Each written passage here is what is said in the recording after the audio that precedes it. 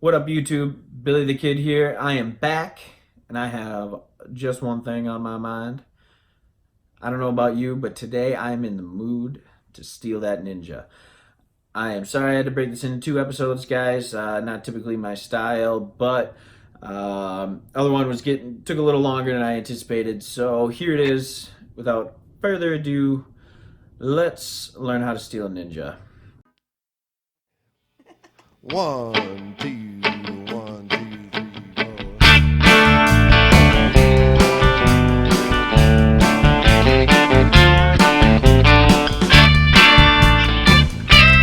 Oh, hell yeah. I tell my mind.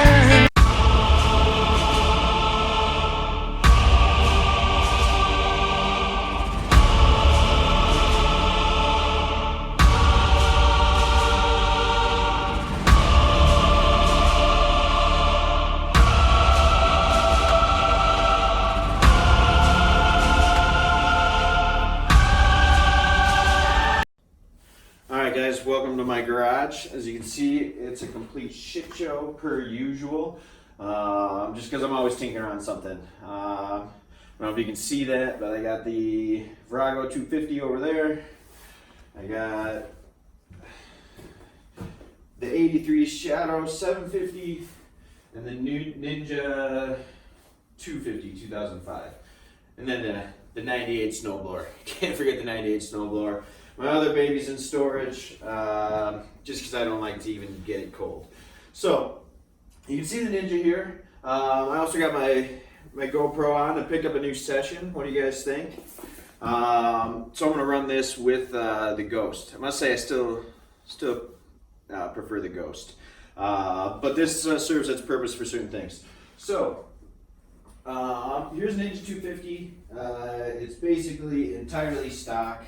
Like I told you before, I picked this thing up for $150, and the guy delivered it.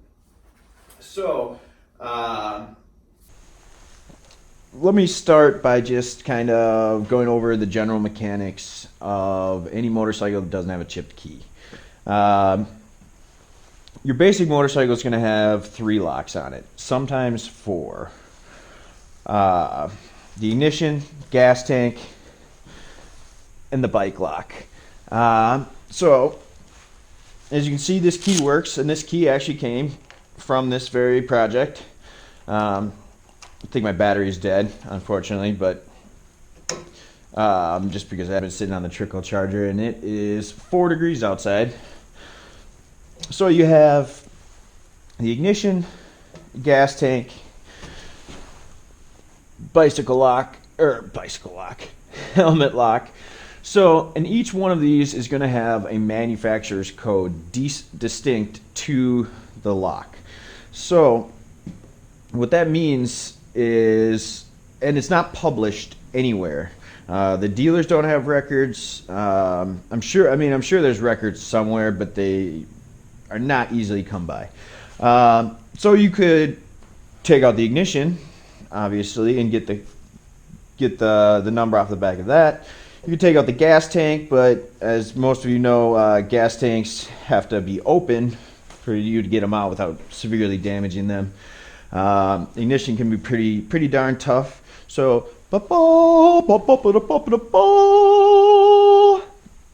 helmet lock. It's about the most simple lock to remove. So this one's open, but it wasn't open when I got it. But I can tell you, these things are made cheap as hell. So you can just pop a flathead screwdriver in there and pry this open.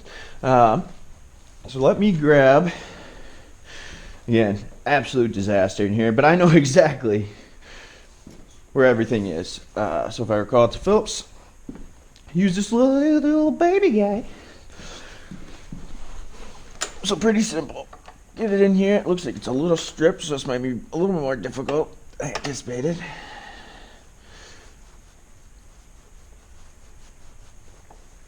And I actually had to do this, and I learned it. I just found it in the far stretches of the internet.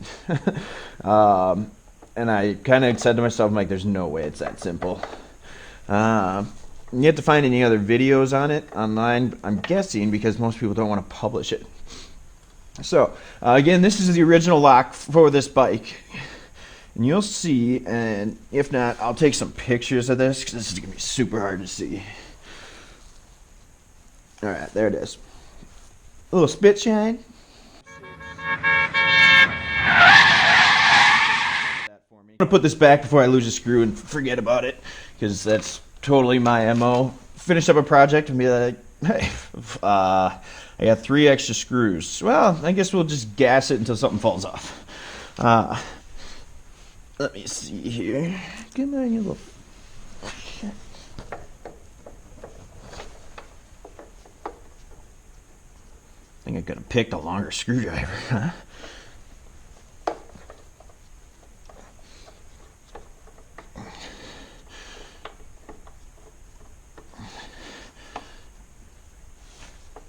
Alright, don't want that marker falling off. Alright. So that's pretty simple. So quite literally all you need to know. So you get a bike, you can always saw that off. I don't know anyone who actually uses it. You know what? Truth be told, some people use it.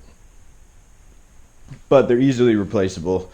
You could always just get an alternative key. So again, stock Ninja 250. This puppy's for sale if you want it. Not a joke. I fixed it up. I don't even know what I want for it, like $500 or something.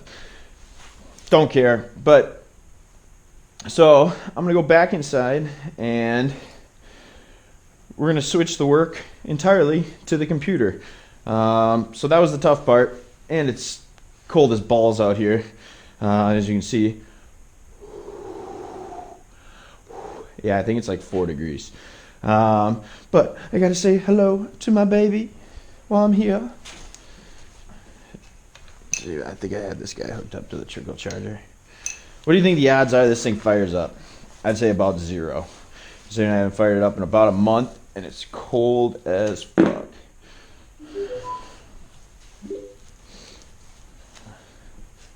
Let's see.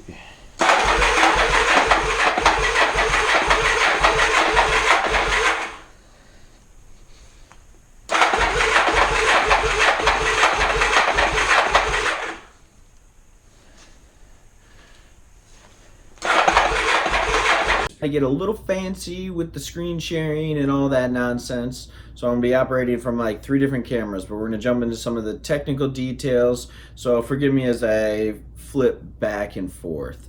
I might even get a little GoPro in there, who knows. All right, the first thing you're gonna wanna do is go to instacode.com and download the app. It costs about $10. Open it up. This is your basic looking screen. You're going to go to key code because in this case we have it. There are other options. So we can enter the key code. Then we can enter the manufacturer. Just go ahead and do a search. Kawasaki. So looks like there's 2 versions of this. It looks like there's an outdated version and a new version. So you click on the new version. And what do you see here? A beautiful diagram. This probably means nothing to you, but it means everything to a locksmith. So this basically maps out specifically how to cut the key. So you can print this out or bring the app with you. The locksmith will take down these numbers and be able to produce your code. But one of the key issues is finding the right blank. Luckily, this app takes care of that as well. So you can go ahead and click on this, click on key blanks. Alright, so here are all of the key blanks available for this type of key. I don't remember specifically which one I went, so you might want to give the locksmith a call and see if he has any or all of these, and then you can pick a preference of what it actually looks like because you can see the picture, which is kind of cool. So let's go back. Well, let's do this blank. and then go back again. Oop, too far. And then lastly, you can actually show the cut key. So when the locksmith hands it back to you, you can kind of look at it and make sure that it matches up. So it's pretty simple, but that's really all it is to it. It takes about 10-15 minutes for a locksmith to cut a key. Usually runs around $15 for the first one, and about $10 for the copy. All right, guys. Well, you saw that. It's pretty simple. I hope you learned something fun today, something that can get you out of a jam. If you haven't subscribed, please do. If you have any comments or any questions you want me to clarify anything, just go ahead and throw it in the comments. I'd love to answer anything you got. So until next time, live slow and ride fast. I tell my mind not to wander. I tell my mind don't get lost.